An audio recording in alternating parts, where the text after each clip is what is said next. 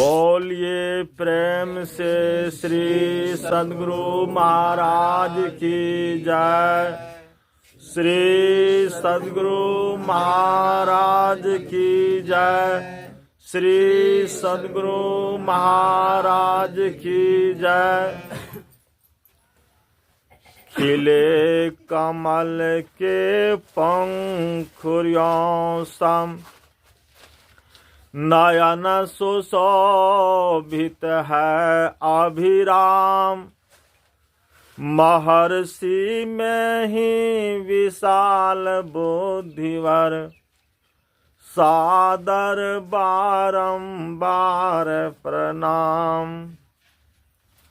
आग लगी आकाश में चुई चुई गिरे अंगार।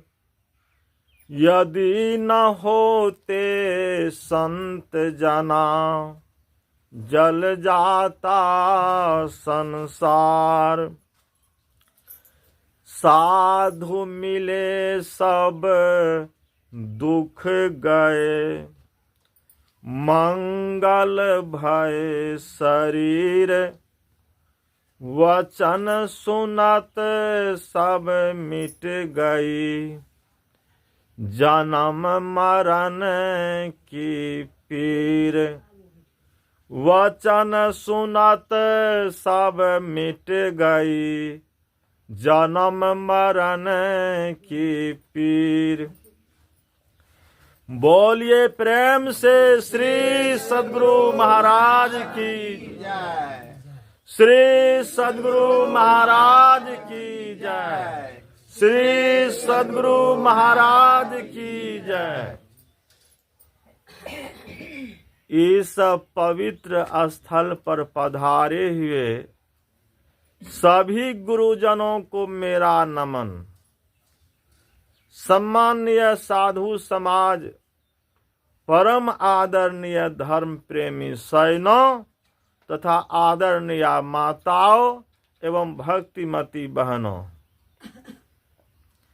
प्रातः कालीन सत्संग में हम लोग यत्र तत्र से एकत्र होकर सत्संग में सम्मिलित होकर संतों के वचनों को सुनकर लाभ उठा रहे हैं।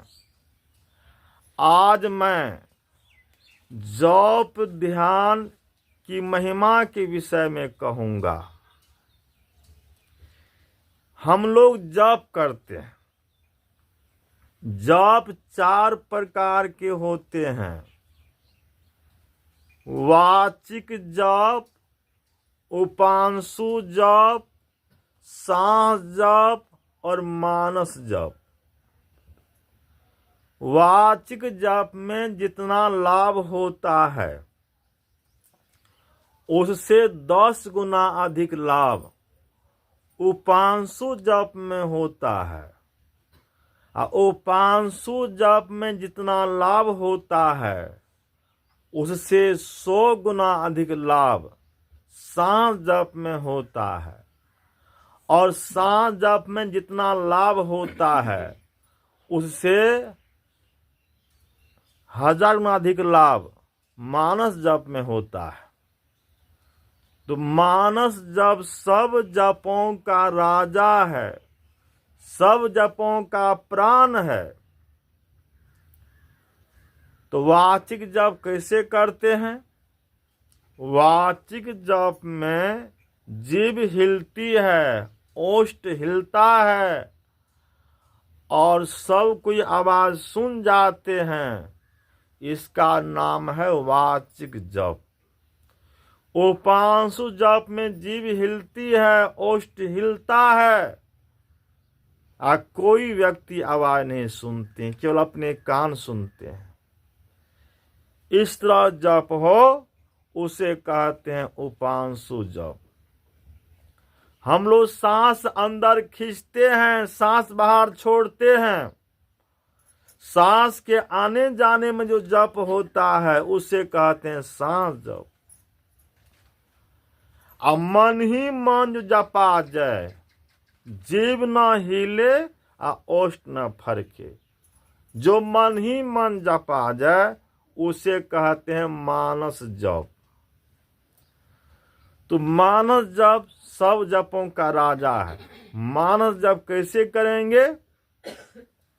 तो जो तिरिया पीहर बसे सुरत रहे पहुमाई तैसे जन जग में रहे गुरु को भूले ना।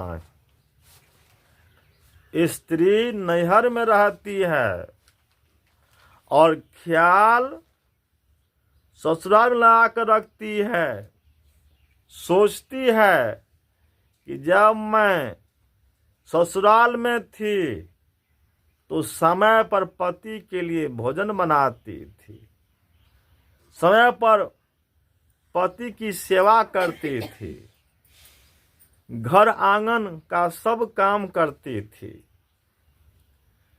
सास ससुर की सेवा करती थी, सबको भोजन कराती थी। अभी कौन सेवा करती होगी? अभी सास ससुर के लिए, पति के लिए कौन भोजन बनाती होगी? रहती है नैहर में और ख्याल सूरत को पति में लगा कर रखती है, ससुराल में लगा कर रखती है। उसी तरह से मानस जप होगा। मानस जप बोलकर नहीं होता है, सूरत से, ख्याल से होता है। केवल मंत्र पर ख्याल लगा रहे वही है मानस जप। दूसरी उपमा देकर बतलाता हूं। कमठ कहा गया है, कमठ दृष्टि जो लावई सो ध्यानी परमान सो ध्यानी परमान सूरत से अंडा सेवे आप रहे जल माही सूखे में अंडा देवे। कछवी पानी में रहती है और कछ भी पानी में रहता है। सूखी जमीन पर जाकर कछवी अंडा देती है। वह पानी में अंडा नहीं देती है, सूखी जमीन पर अंडा देती है। सूरत से, ख्याल से अंडे को सेती है। मछली भी अंडा देती है। मछली दर्शन से अंडा को सेती है। मछली दर्शन। पक्षी भी अंडा देती है। पक्षी घर्षण से, रगड़ से अंडा को सेती है। उसी में अंडा पुष्ट होता है, बच्चा बनकर निकल आता है। तो मछली दर्शन, पक्षी घर्षण, कछवी स्मरण। कछवी स्मरण से अंडा को सेती है। कहते हैं कछवी कोई मार दे तो अंडा सड़ जाएगा, अंडा गंदा हो जाएगा। तो जिस तरह से कछवी पानी में रहकर और ख्याल अंडा लगा कर रखती है, ख्याल से अंडे को सेती है, उसी में अंडा पुष्ट होता है, अब बच्चा बनकर निकल आता है। उसी तरह से हम लोग कहीं भी रहें, कोई भी काम करें, ख्याल गुरु मंत्र पर लगा कर रखें। चलते फिरते, उठते बैठते, सोते जागते हमेशा आप मानस जप कर सकते हैं। कर से कर्म करो विधि नाना, सुरत राखो जहां कृपा निधाना। सुरता से, ख्याल से मानस जप होता है। कहा गया है जो गुरु बसे बनारसी, शीश समुंदर तीर, एक पलक बिसरे नहीं, जो गुण होय शरीर। एक पलक नहीं बिसरना है। हमेशा ख्याल लगा कर रखिए मंत्र पर। गुरु मंत्र पर ख्याल रखेंगे तो मानस जप होता रहेगा। आप लोग संतवाणी में सुनते हैं, मंत्र जाप परम लघु, जासु वस, विधि हरिहर सुर सर्व, अब महामद गजराज में बसकर अंकुश खर्व। मंत्र जाप करते करते मंत्र जाप में सिद्धि मिल जाएगी। तो मंत्र का जप होना चाहिए, छोटा मंत्र होना चाहिए, बिल्कुल छोटा मंत्र। एक तो लघु ही छोटा होता है, कहते हैं परम लघु, छोटा मंत्र। जो छोटा मंत्र को जपते जपते सिद्ध कर लेते हैं, उसके वश में कौन सा हो जाते हैं? विधि हरिहर सुर सर्व, ब्रह्मा विष्णु महेश और समस्त देवतागण उसके वश में हो जाते हैं। जो एक मंत्र को सिद्ध कर लेते हैं, उसके वश में ब्रह्मा विष्णु महेश हो जाते हैं और समस्त देवी देवतागण हो जाते हैं। तो इतना मनयोग पूर्वक जप कीजिए कि जप में सिद्धि मिल जाए। और जप में सिद्धि मिल जाएगी तो सबसे पहले ब्रह्मा जी आपकी सेवा में हाजिर हो जाएंगे। आपके मन में जो इच्छा सृष्टि ब्रह्मा जी कर देंगे। इच्छा पूर्ति ब्रह्मा जी करेंगे, उस इच्छा की पूर्ति का पालन पोषण कौन करेंगे? भगवान विष्णु करेंगे। भगवान विष्णु पालन करने वाले हैं, तो आपकी इच्छा पूर्ति तो ब्रह्मा जी कर देंगे और उसका पालन पोषण करने भगवान विष्णु लग जाएंगे। आपके दुर्गुण को विनाश करने में महेश जी लग जाएंगे। तो ब्रह्मा विष्णु महेश त्रिदेव देवता सेवा में हाजिर हो गए एक मंत्र को सिद्ध करने से। और कह दिया, जब ब्रह्मा विष्णु महेश आ गए तो उसके पीछे सभी देवी देवतागण आ जाएंगे। लक्ष्मी आ जाएगी, आपका धन बढ़ेगा। सरस्वती आ जाएगी, आपका ज्ञान बढ़ेगा। तो एक मंत्र में सिद्धि प्राप्त करने से इतनी शक्ति मिल गई। तो मंत्र जाप खूब मन से कीजिए। जप करते समय जप रहे और जापक रहे, जप रहे और जपने वाला रहे। इसके अलावा और कुछ मन में नहीं रहे तो जप हुआ, और इसके अलावा और कुछ मन में है तो जप नहीं हुआ, गप हो गया। कितने लोग 108 कंठी का माला बनाकर हाथ में लेकर जप करते हैं। कबीर साहब के वचन में आया है, माला तो कर में फिरे, जी फिरे मुख माही, मनवा दिशी फिरे, यह तो सिमरन नहीं, यह सिमरन नहीं है। माला फेरा जुग गया, अब मिटा न मन का फेर, कर का माला छोड़कर मन का माला फेर। मन के जीते जीत, मन के हारे हार। जिसने मन को जीत लिया उसने शरीर और संसार को जीत लिया। जिसने मन को नहीं जीता उसने शरीर और संसार को नहीं जीता। तो मन को जीतने का उपाय क्या है?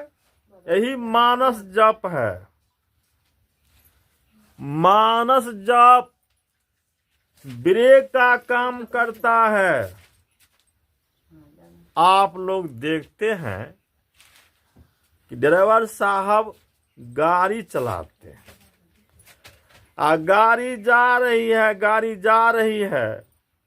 कभी कभी ऐसा देखा जाता है कि गाड़ी कहीं गड्ढे में जाने लगती है तो ड्राइवर साहब क्या करते हैं? ब्रेक दबा देते हैं, गाड़ी रुक जाती है। तो मंत्र जाप ब्रेक का काम करता है। मंत्र जाप मम दृढ़ विश्वासा पंचम भयंसो वेद प्रकाशा। यह पंचम भजन है। मानस जप खूब मन से कीजिए। अब मन से करेंगे तो उसमें सिद्धि मिल जाएगी। और जिसका आप जप करते हैं, आप गुरु मंत्र का जप करते हैं, तो गुरु रूप का मानस ध्यान कीजिए। गुरु नानक देव जी महाराज ने कहा, गुरु की मूर्ति हृदय बस है, आज जो ही इच्छे सोई फल पाए। गुरु की मूर्ति को जो मानस पटल पर अटल कर लेते हैं, वे मन में जिस तरह इच्छा करते हैं उसकी पूर्ति हो जाती है। और गुरु का गुण भी उसके अंदर में आ जाता है। आप राम भगवान का ध्यान करेंगे तो राम भगवान का गुण आपके अंदर में आ जाएगा। आप भगवान कृष्ण का ध्यान करेंगे तो भगवान कृष्ण का गुण आपके अंदर में आ जाएगा। आप भगवान शिव का ध्यान करेंगे तो भगवान शिव का गुण आपके अंदर में आ जाएगा। आप पवन पुत्र हनुमान का ध्यान करेंगे तो पवन पुत्र हनुमान का गुण आपके अंदर में आ जाएगा। आप दुर्गा का ध्यान करेंगे तो दुर्गा का गुण आपके अंदर में आ जाएगा। आप काली का ध्यान करेंगे तो काले गुण आपके अंदर में आ जाएगा। आप गुरु मूर्ति का ध्यान करेंगे तो गुरु मूर्ति का ध्यान करने से गुरु का गुण आपके अंदर में आ जाएगा। आप लोग जानते हैं कि एकलव्य भील का बेटा था। एकलव्य चला गया आचार्य द्रोण के पास धनुष विद्या सीखने के लिए। आचार्य द्रोण ने एकलव्य से कहा कि मैं केवल राजकुमारों को धनुष विद्या सिखलाता हूं, तुम्हें नहीं सिखलाऊंगा, तुम भील पुत्र हो। एकलव्य आचार्य द्रोण के निकट से चला गया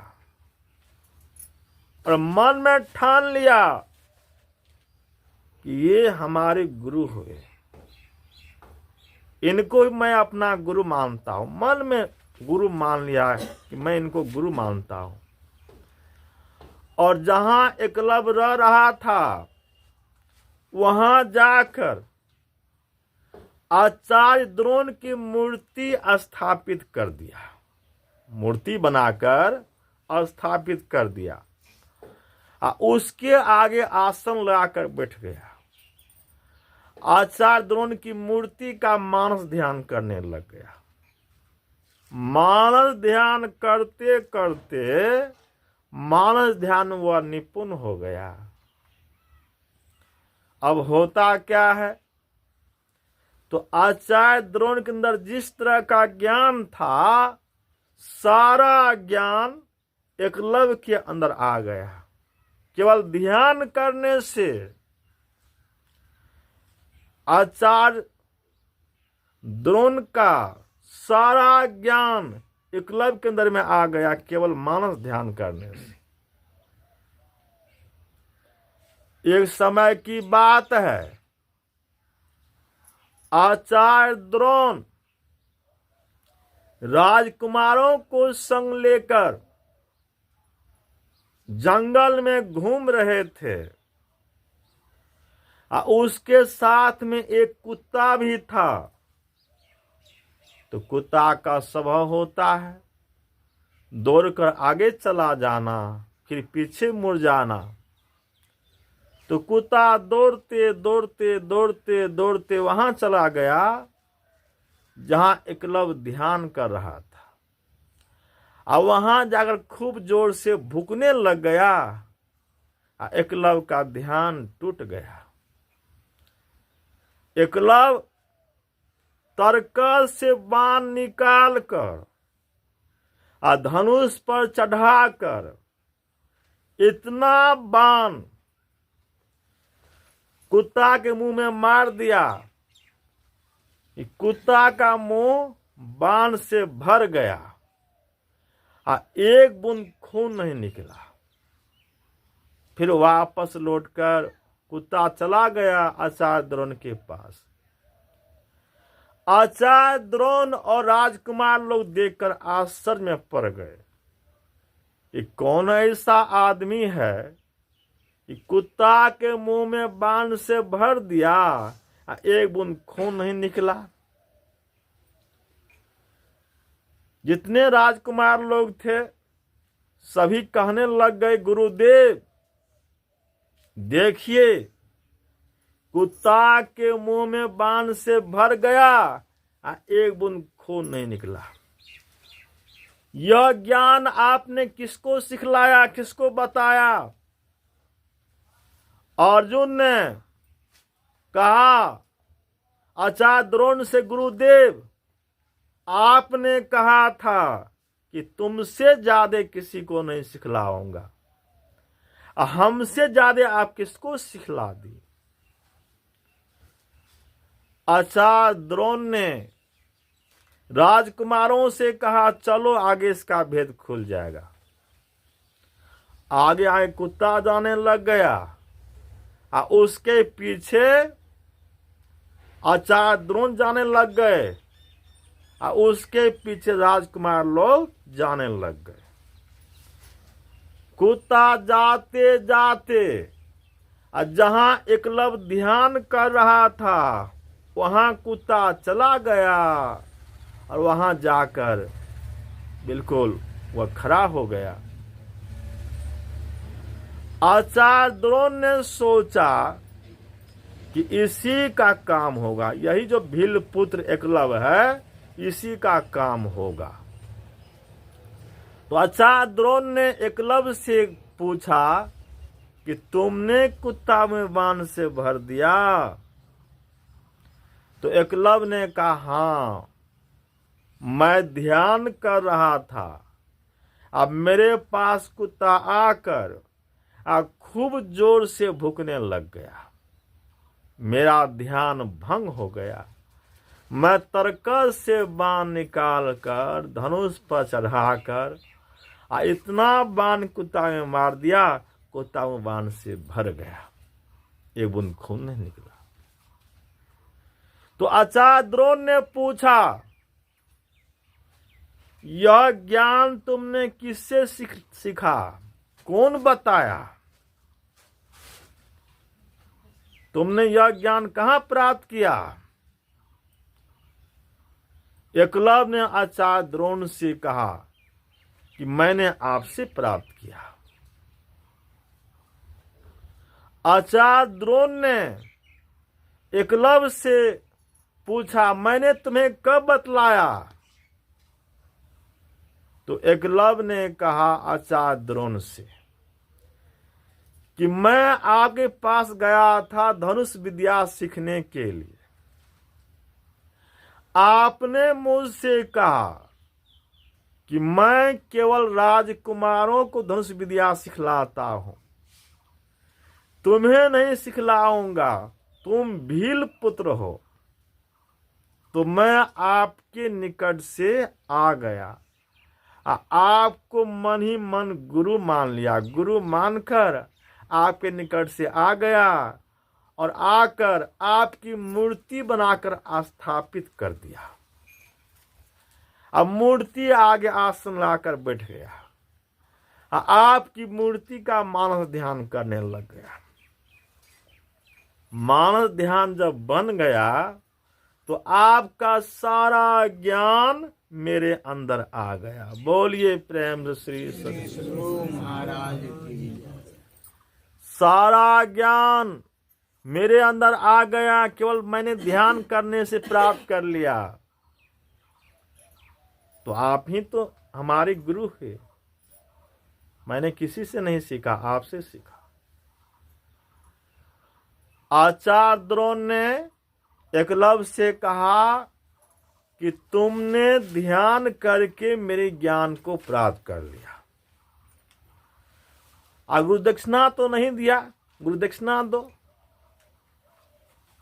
तो गुरु दक्षिणा में एकलव्य ने कहा, मांगिए गुरुदेव, क्या मांगना चाहते हैं, मैं देने के लिए तैयार हूं। आचार्य द्रोण ने कहा, एकलव्य मुझे अंगूठा काट कर दे दो। अंगूठा काट कर, तलवार से अंगूठा काट कर और दे दिया गुरुदेव को। देखिए, तो आचार्य द्रोण कुछ नहीं सिखाए, एकलव्य केवल ध्यान करने से प्राप्त कर लिया। उसी तरह से हम लोग भी गुरु मूर्ति का ध्यान करेंगे खूब मन से। अहो बहुत दर्शन जब हो जाएगा तो मन में जिस तरह इच्छा होगी उस चीज की पूर्ति होगी। गुरु नानक देव ने कहा, गुरु की मूर्ति हृदय बसाए, आज जोई इच्छे सोई फल पाए। तो गुरु की मूर्ति को मानस पर पटल कर लीजिए।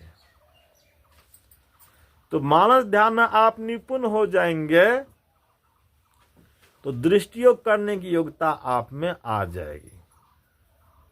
बिंदु ध्यान आपका बनने लग जाएगा। शिवेन स्वामी ने कहा, निहारो यारो गुरु मूर्ति की ओर, गुरु मूर्ति सुरति बिच निरखो, तब उर होत इंजोर। पहले तो गुरु मूर्ति का ध्यान कीजिए। गुरु मूर्ति का जब ध्यान हो जाए, गुरु का रूप हम हो सामने आ जाए, तो सूरत के बीच में निरखिए, यानी देखिए। गुरु मूर्ति सूरती बीच निरखो, सुरता के बीच में देखना होगा एक टक से। यही है दृष्टि योग। एक टक देखेंगे सूरत के बीच में, गुरु मूर्ति के बीच में और सूरत के बीच में महीन निगाह से एक टक देखेंगे, यही दृष्टि योग है। एक टक देखेंगे तो आप अपने अंदर में इंजोर देखेंगे, बिंदु का दर्शन होगा। प्रथम ही धारो गुरु को ध्यान, अहो श्रुति निर्मल हो बिंदु ज्ञान। दो नैना बीच सन्मुख देख, एक बिंदु मिले दृष्टि दौरे। सुख मन झलके तिल तारा, निरख सूरत दसवीं द्वारा। ज्योति मंडल में अचरज ज्योत, शब्द मंडल अनहद शब्द हो। अनहद में धुन सतलोला, भव जल तारिबो यही उपाय, मैं ही योक्ति सरल साची, लहे जो गुरु सेवा रांची। प्रथम ही धारो गुरु को ध्यान, हो श्रुति निर्मल हो बिंदु ज्ञान। ये थोड़ा सा मैंने आप लोगों की सेवा में कहा। बोलिए प्रेम से श्री सद्गुरु महाराज की जय।